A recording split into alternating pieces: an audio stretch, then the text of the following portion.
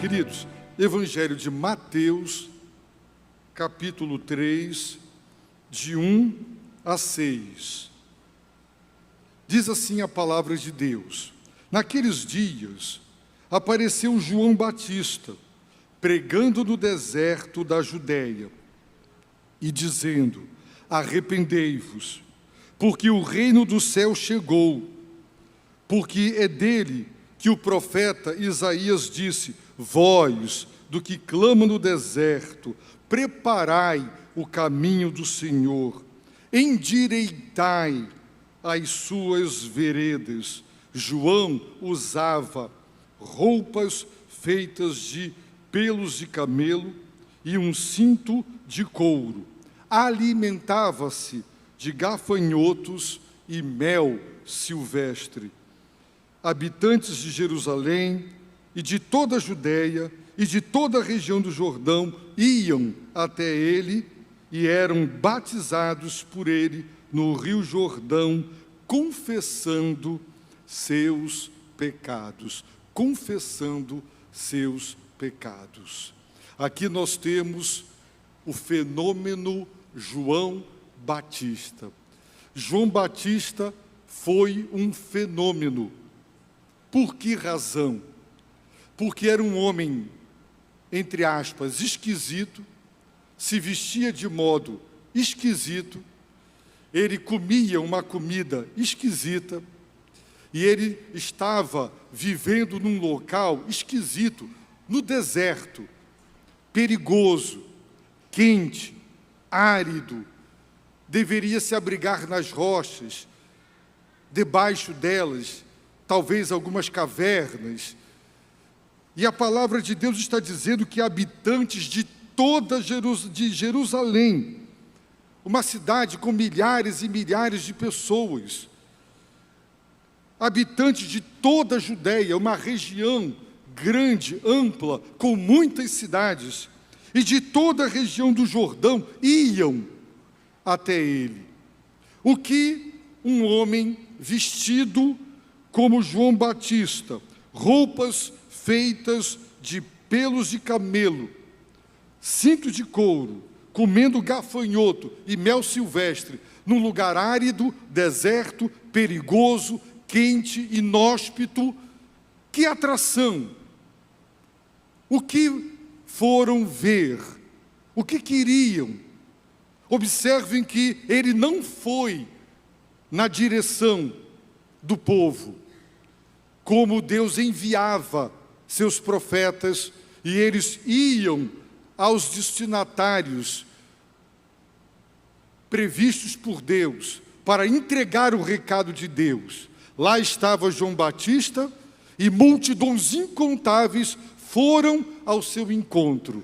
Um movimento inverso, saindo da segurança, do conforto, do aconchego, da proteção de uma grande cidade, andando quilômetros a pé, na direção rumo ao deserto, lugares com cobras venenosas e assim por diante, para ver João Batista. Ele foi um fenômeno. A Bíblia não diz que ele curou sequer um único resfriado ou uma dor de barriga. Deus não operou sinais, prodígios e maravilhas através dele, não. Mas, meus irmãos, João Batista foi a voz do que clama no deserto. A voz. A voz de quem? A voz de Deus. A voz profetizada 8 séculos antes de Cristo. A promessa de uma voz que clamaria em alto e bom som, e o faria no deserto. Lá em Isaías tem o contexto do retorno do povo de Deus do exílio para a terra prometida. Mas a profecia, ela não se esgotou e não se cumpriu plenamente.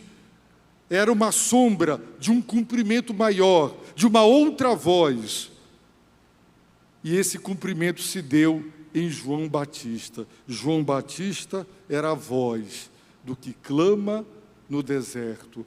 Queridos irmãos, não pensemos em João Batista como uma voz irada, furiosa, enraivecida, condenando as pessoas ao inferno. Não, a voz clamava justamente para que as pessoas não tivessem esse destino, o inferno.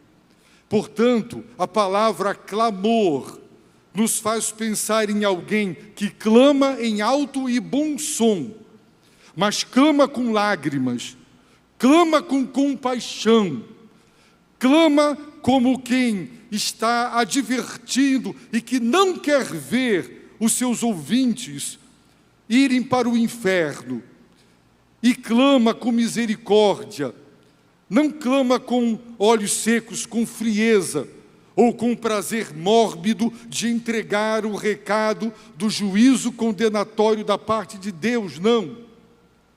É como um pai que clama ao seu filho dizendo: meu filho, me ouve, meu filho, me escuta, o caminho que você está trilhando vai te levar à destruição. E o pai, com lágrimas nos olhos, com a voz embargada, e colocando o seu coração naquele clamor, ele pede, ele suplica: abandone esse caminho. Mas o pai não deixa de dizer o que o filho tem que ouvir. Portanto, não vamos confundir a entrega da verdade de Deus com um modo ríspido, apático e frio de fazê-lo. É como se um sequestrador, um assaltante, ele está com a arma na cabeça de um refém e o delegado lhe diz: eu clamo, pare, você já fez tanta coisa errada, você só está piorando, pare. Ele clama, antes que seja tarde, tem um atirador, ele está na mira, basta ele dar a ordem, e aquele atirador vai acertá-lo em cheio, porque é um perito em tiro, e está se clamando: para, entregue essa arma, solta o refém, você já errou muito. Meus irmãos, João Batista foi a voz do que clama, multidões foram atraídas por ele, mas ele lhes disse a verdade.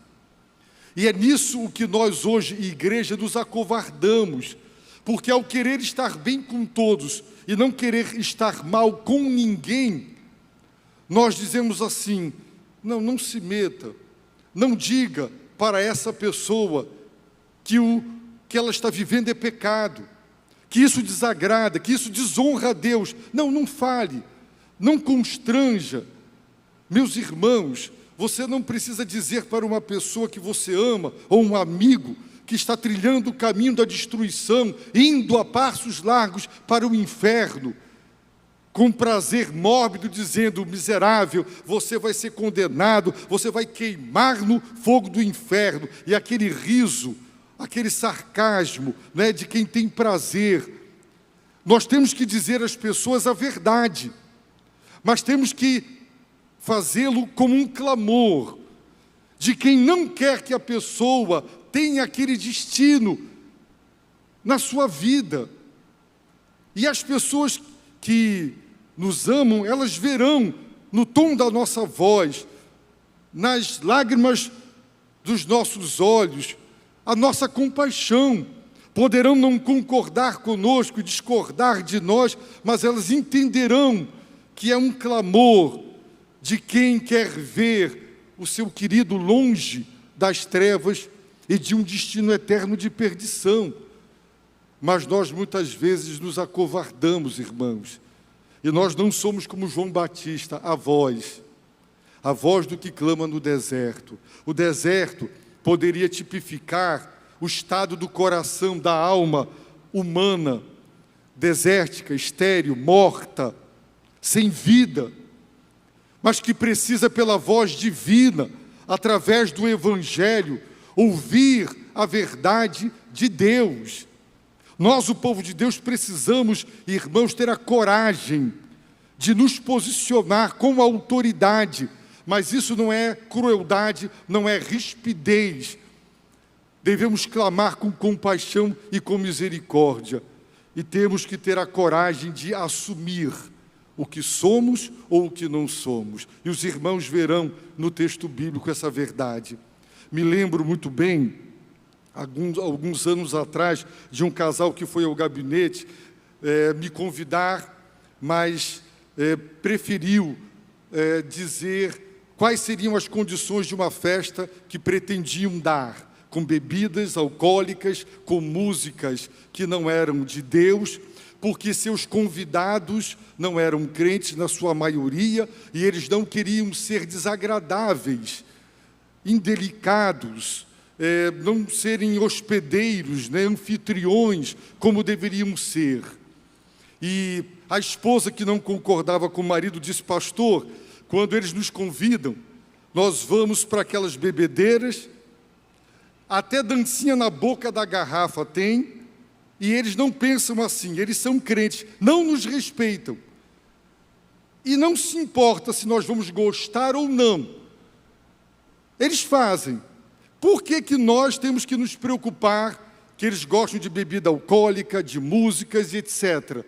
Ora, as pessoas que gostam de nós, elas irão por nos respeitar e para celebrar conosco. Ou não irão, se não quiserem um ambiente diferente. Mas a igreja, irmãos, hoje, abre concessões. Concessões que mostram que nós já perdemos a coragem, a ousadia de dizer: eu sou cristão. Cristão celebra assim o nosso prazer, o nosso lazer, o nosso vocabulário. E o que nós veremos agora no texto é que João Batista foi a voz do que clama no deserto. Sabe para quê? Para preparar o caminho do Senhor. Sabe para quê? Para endireitar as suas veredas.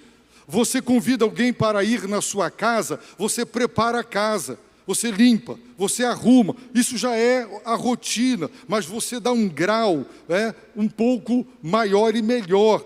Você prepara a comida, você prepara a mesa, para que quando o convidado chegar, tudo esteja pronto. A missão de João Batista era preparar o caminho do Senhor. A missão de João Batista era endireitar as suas veredas.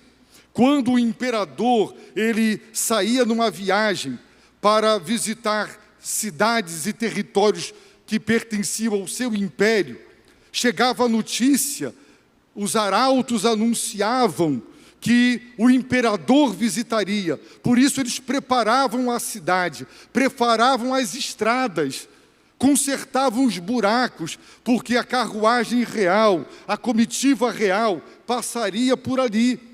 Então, qual era a mensagem do arauto, daquele que ia à frente, daquele que representava a comitiva real? O rei está chegando, preparem a cidade, preparem as estradas, para que ele possa passar.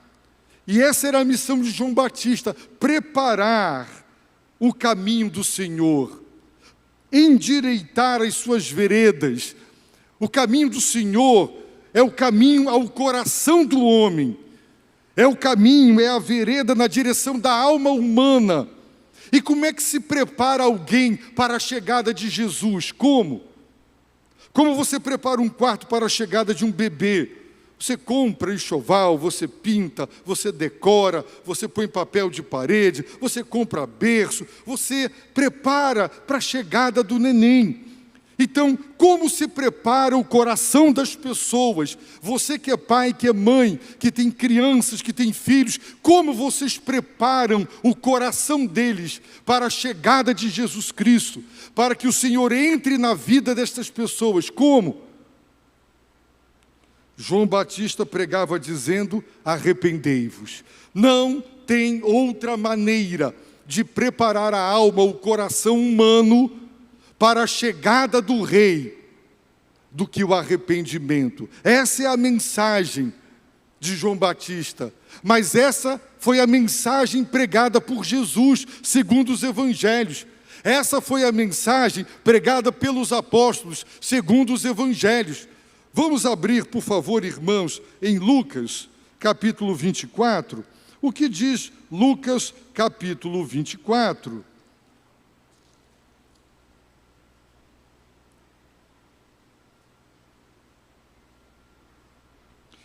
A partir do versículo 45.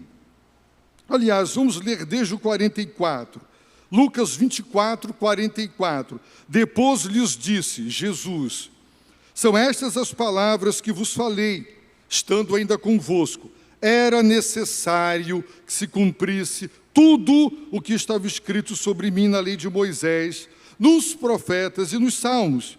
Então lhes abriu o entendimento para compreenderem as Escrituras e disse-lhes: está escrito que o Cristo sofreria e ao terceiro dia ressuscitaria dentre os mortos, e que em seu nome se pregaria o arrependimento para perdão de pecados a todas as nações, começando por Jerusalém. Qual era a mensagem que a igreja deveria pregar? Em nome de Jesus, pregar o arrependimento, tendo em vista qual o propósito? O perdão dos pecados. Para quem? Para todas as nações. O que é que nós encontramos em Atos 17?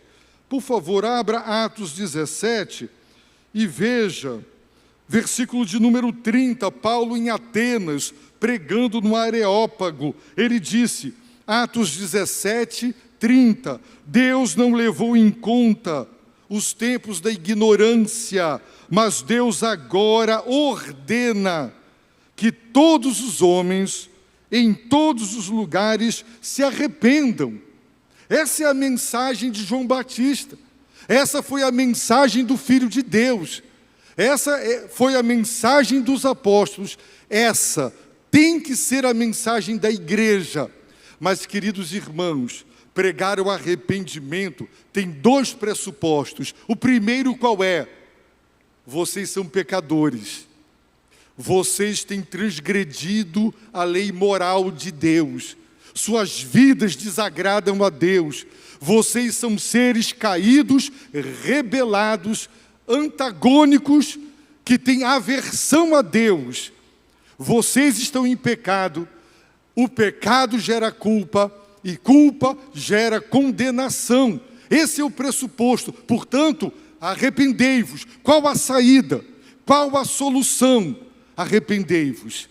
O segundo pressuposto, Deus. Primeiro pressuposto, nós, pecadores caídos. Segundo pressuposto da mensagem do arrependimento, Deus, sua santidade, que expõe o pecado, sua justiça, que se opõe ao pecado. Por ser Deus quem é, Ele não pode aceitar o mal. Ele não é conivente com o mal. Ele não tolera o mal. Todo mal será julgado. Toda maldade, toda iniquidade, toda desobediência receberá o justo juízo divino. Deus não deixa o pecado impune. Portanto, pelo fato de sermos o que somos, pecadores, pelo fato de Deus ser quem é, santo e justo, só tem uma mensagem: arrependei-vos. Só assim você endireita o coração do homem. Só assim você vai consertar, você vai preparar o coração do homem para que Jesus Cristo entre. Mas se a igreja se acovarda, se a igreja diz, o que tem de mais? Quantas pessoas defendem a participação de cristãos em boates, em festas do boi, em baladas e em lugares onde um cristão, alguém que se arrependeu, foi transformado, não deveria estar. Temos que fazer essa pergunta. O arrependimento, irmãos, significa que houve uma mudança. O arrependimento não é só uma tristeza profunda. Uma pessoa que se arrepende, ela amarga uma tristeza que lhe dói na alma. Como eu fui capaz de ser idólatra? Como eu fui capaz de receber entidades, procurar estas coisas? Como eu fui capaz de ser ateu, negar esse grandioso e maravilhoso Deus? Como eu fui capaz de viver uma vida tão devassa, tão imoral? Como eu fui capaz de ser apático diante da grandeza do amor de Deus? Tristeza.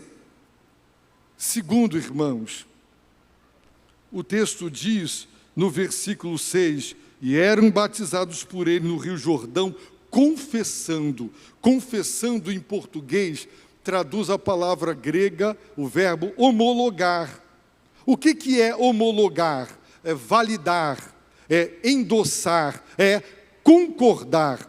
Quando você confessa, você está dizendo, é verdade, você está me acusando, e do que você me acusa, você tem razão, é verdade, eu homologo, eu assino embaixo, eu endosso, eu concordo, eu confirmo, tudo o que está sendo dito a meu respeito é a mais pura verdade, é homologar, é dizer, Deus está certo quando diz o que eu sou e o que eu mereço. Mas quando uma pessoa não confessa, ela está dizendo, Deus é mentiroso. A versão divina a nosso respeito não é correta, não é justa. Eu discordo de Deus. E não é essa a reação do mundo, pois a evidência do arrependimento é a confissão. Porque o ser humano é soberbo, ele odeia admitir que ele errou. E aquele que lhe mostra o erro está certo. E ele diz, eu concordo, você está certo. Quantas esposas, quantos maridos aqui têm a humildade de dizer, minha esposa, você está certa. De tudo que você está dizendo que eu errei, é verdade, eu errei mesmo. Difícil. Quantas esposas admitem? Quantos filhos admitem? Quantos pais admitem? Na própria igreja, quantos irmãos, quando advertidos, admitem que o que lhe está sendo apresentado é verdade, quando é verdade. Nós sempre gostamos de dissuadir, de amenizar, de dizer o outro fez, ou não foi assim tão grave. E nós ficamos justificando hoje o mundanismo. Nosso vocabulário cheio de palavrões, piadas indecentes e imorais. Irmãos, nós somos sal da terra, nós somos luz do mundo e nós temos que ter a coragem de nos posicionar, mesmo sabendo que nós vamos desagradar. Ou você desagrada aos homens e a si mesmo, ou você desagrada a Deus. Não tem para onde correr. É uma questão de decisão. E você foi chamado para ser um discípulo. Você lançou mão do arado, não tem mais que olhar para trás e nem para o lado, é para frente e é para Cristo. O que ficou para trás, ficou para trás. E nós termos a coragem de dizer, é assim que uma pessoa arrependida, esse é o caráter, essa é a conduta de uma pessoa que foi transformada pelo Evangelho. Por isso a mensagem de João Batista foi, arrependei-vos. Uma mudança, não apenas de algumas ideias, mas da própria estrutura, da cosmovisão, do modo de entender a vida, e isso muda o caráter, muda a conduta, a nossa conduta. Nós temos que nos apresentar ao mundo como pessoas transformadas pelo poder do Evangelho. Agora, se nós fizermos concessões para o mundo, nós mostraremos que o Evangelho não transforma. Por isso, João Batista, ele pregou, e observem, naqueles dias, quais? Os dias depois de Jesus voltar do Egito e de ter sido transferido para ir morar definitivamente em Nazaré, passaram-se quase 30 anos, e a Bíblia diz, naqueles dias, apareceu João Batista, um homem desconhecido. Quem ouvira os relatos do seu nascimento, segundo a narrativa de Lucas, porque Mateus não nos diz nada, João Batista cai de paraquedas aqui, não sabemos nada sobre ele, só sabemos através de Lucas, que nos conta. Quem ouviu e ficou na expectativa, quem será esse menino? Então tinha alguma ideia de quem ele seria, mas quando ele apareceu, era um ilustre desconhecido, morando no deserto, esquisito, se vestindo de maneira esquisita, era roupa de gente pobre, roupa de gente simples, uma alimentação extremamente limitada a quem vivia num lugar daquele. Qual a atração do deserto? Aquele personagem, o que ele chamava atenção. Em quê? Nada. Mas multidões incontáveis foram ao seu encontro. Sabe por quê? Porque há 400 anos a voz de Deus estava calada. 4 séculos de silêncio.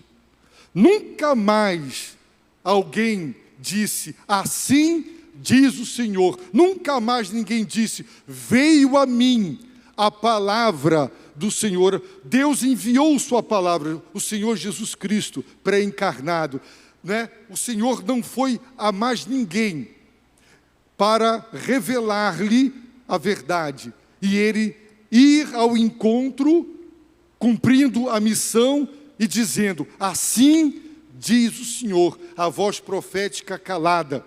Não tinha voz profética porque Deus parara de falar, Deus parara de se revelar. 4 séculos de silêncio. E chegou a notícia, espalhou a notícia, tem agora um novo profeta. A voz profética ressurgiu. Deus voltou a se revelar. Deus voltou a falar conosco. Ele levantou um homem esquisito, come coisa esquisita, é pobre, se veste de modo esquisito, lá no deserto. E as multidões saíram do conforto e da proteção das cidades, rumo ao deserto, para ouvir a palavra de Deus, para receber o recado de Deus, porque agora Deus voltou a falar. E sabe o que Deus estava dizendo? O reino do céu chegou. A época de esperar acabou. Tem promessas, tem profecias. O tempo da expectativa, o tempo de espera chegou. Agora chegou, terminou. Agora chegou o tempo do cumprimento das promessas. Deus cumprirá tudo o que prometeu. E eles esperavam o fim desta era e a nova era, a era de ouro. A intervenção de Deus última, derradeira, finalística, que colocaria o ponto final à história a esta era. Os judeus seriam exaltados, e os pagãos e os gentios e os vizinhos, eles seriam definitivamente julgados. Mas João Batista diz que eles tinham que se batizar. Algo inédito. O batismo não era inédito. Se um gentio quisesse se tornar judeu, ele poderia ser batizado. Era um rito de iniciação, o batismo de prosélitos. Pagãos, gentios, queriam abraçar a aliança, queriam tornar-se membro do povo de Deus. Eles sim eram batizados. Mas agora João Batista está dizendo para os descendentes de Abraão, para o povo eleito, para o povo que se julgava os queridos, os queridinhos, os preferidos de Deus, que eles também teriam que se batizar.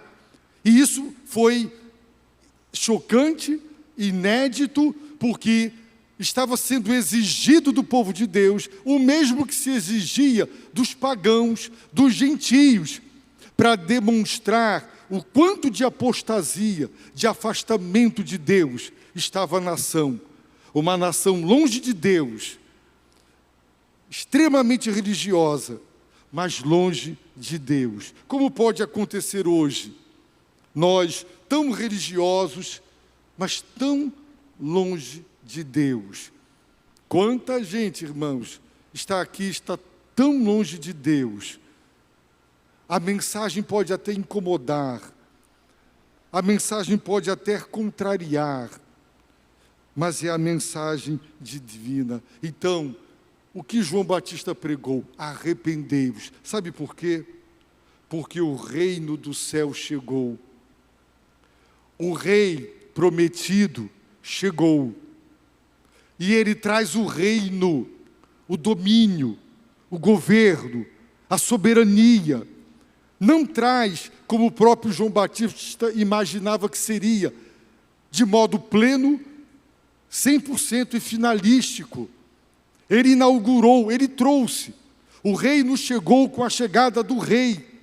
A prova é que os demônios são expulsos, as enfermidades são curadas. mas ainda não em plenitude, porque Roma continua, os judeus rebeldes continuam, a sociedade não foi alterada. João Batista não compreendeu isso. Posteriormente, ele pergunta: és tu mesmo? Porque ele esperava uma intervenção única, finalística. Mas o que se esperava em uma única intervenção, Deus fez em duas etapas. A primeira vinda do Senhor e a segunda vinda, onde Ele consumará, Ele concluirá, Ele levará a termo aquilo que Ele inaugurou. Ele trouxe o reino e o reino está presente. Por isso, Satanás foi amarrado. E ele pode agora, os que estão por ele dominados, são retirados desse domínio, porque o reino do céu está presente. O reino do céu traz os valores do céu, o poder do céu, a soberania do céu. E aqueles que se arrependem, eles têm o coração preparado e endireitado para a entrada do rei. E onde o rei entra, ali o reino está estabelecido. Por isso Jesus disse que das mãos de meu Pai, ninguém pode arrebatar. Porque Ele nos tirou do império das trevas e Ele nos transportou para o reino do seu Filho amado. É por isso que o maligno não nos toca. Porque o poder de Deus veio, amarrou, neutralizou a obra de Satanás. O mal não nos atinge mais, porque nós somos do Senhor e estamos debaixo e sob a sua proteção. O reino está presente. Tem dúvida? Quando tiver uma pessoa endemoniada, me dê seu nome que eu te convido para ir comigo. E use o nome de Jesus para você ver como eles obedecem, porque é a voz do Rei, o soberano Senhor do céu e da terra. E o sermão do monte é a ética que deve reger o caráter e a conduta dos cidadãos do reino do céu, que viverão na terra com os valores do reino do céu. Mateus não fala reino de Deus. Mateus está escrevendo para judeu. O judeu evitava o nome divino.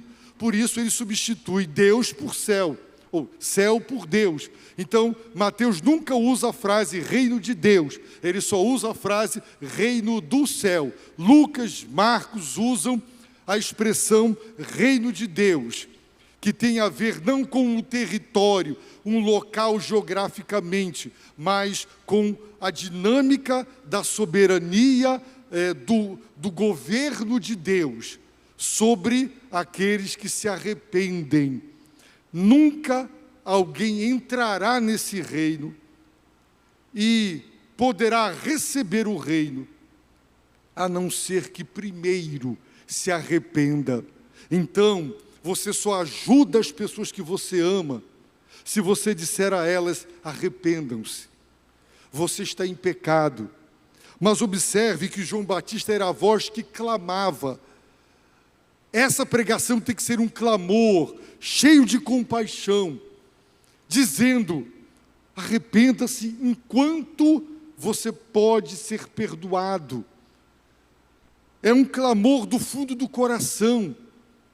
Os grandes evangelistas pregavam chorando. E por que choravam? É como um pai que está vendo, eu já disse, um filho trilhando um caminho da destruição, e com lágrimas ele diz: filho, sai desse caminho. Filho, me ouve. Filho, eu clamo, sai disso, abandona essas companhias, larga isso, enquanto pode. Mas muitos não ouvem. Nós temos que pregar clamando, porque o que nós queremos não é a condenação. O nosso clamor é para livrar da condenação. Mas se você achar que você constrangerá as pessoas, você será deseducado, você será deselegante, não é? Você gerará milindres, então você ficará calado, e ao invés de ser uma voz do que clama no deserto, dos seus amigos que estão na morte, no deserto, aridez. Eles continuarão lá e morrerão lá, porque muitas vezes a igreja se cala, ela não quer ser a voz do que clama no deserto. Quando o mundo nos aplaude, quando o mundo nos elogia dizendo, você não é radical, você não é isso, você não é aquilo, muitos gostam de ouvir isso. Mas isso deveria, por nós, ser ouvido com muita vergonha. Significa que o que nós estamos pregando não incomoda mais. Se não incomodar, se não gerar uma reação de aversão, irmãos, é porque a verdade não foi dita. Porque o ser humano odeia que lhe digam, você está em pecado. Do jeito que você está vivendo, você vai morrer sem Deus e sem salvação. Você vai para o inferno. Irmãos, acreditem, existe o inferno. Ninguém falou mais sobre o inferno do que Jesus, nem os apóstolos, nem os profetas. Leiam os evangelhos. Quem mais usou a palavra inferno foi Jesus. E ele morreu para nos livrar de lá. Para nos livrar de um destino eterno de perdição. Então, naqueles dias, apareceu João, quase que caindo de paraquedas, pregando no deserto da Judeia. Para quem? Para a pedra? Para a areia? Não. Ele pregou para uma grande multidão que deixou as cidades. As multidões deixaram as cidades e multidões incontáveis iam ao seu encontro e ele dizia, arrependei-vos, mudem enquanto é tempo, porque há perdão para os arrependidos. Há perdão. Irmãos, prega-se muito aí, com pouquíssima, raríssima base bíblica, que há perdão sem arrependimento. Há pessoas que dizem assim, ele te magoou, perdoa. Mas a pessoa não se arrepende. Irmãos, o ensino bíblico tem que ser resgatado. O perdão é para arrependidos. Arrependidos que tremem e tremem diante do Deus Santo e Justo. Vamos tirar essa imagem desgastada, travesti de Deus, que mostra o Deus que Ele não é. Vamos mostrar quem Deus é, amor, compaixão e misericórdia, mas santo e justo, que não deixará o pecado impune. Então a nossa mensagem é, arrependei-vos. O rei chegou, o reino está presente, o reino será consumado, a porta vai ser fechada. Se você não estiver com as vestes, você não participará do banquete messiânico no reino, você vai ficar do lado de fora. Arrependei-vos. Se nós amamos as pessoas, essa é a nossa mensagem. Não com ira, com fúria ou com crueldade, mas com compaixão e com misericórdia. E nós teremos certeza de que as pessoas, de fato, se arrependeram, se elas confessarem. Os irmãos podem imaginar que multidões eram batizados por João no rio, confessando seus pecados, admitindo, concordando com Deus, concordando com João Batista.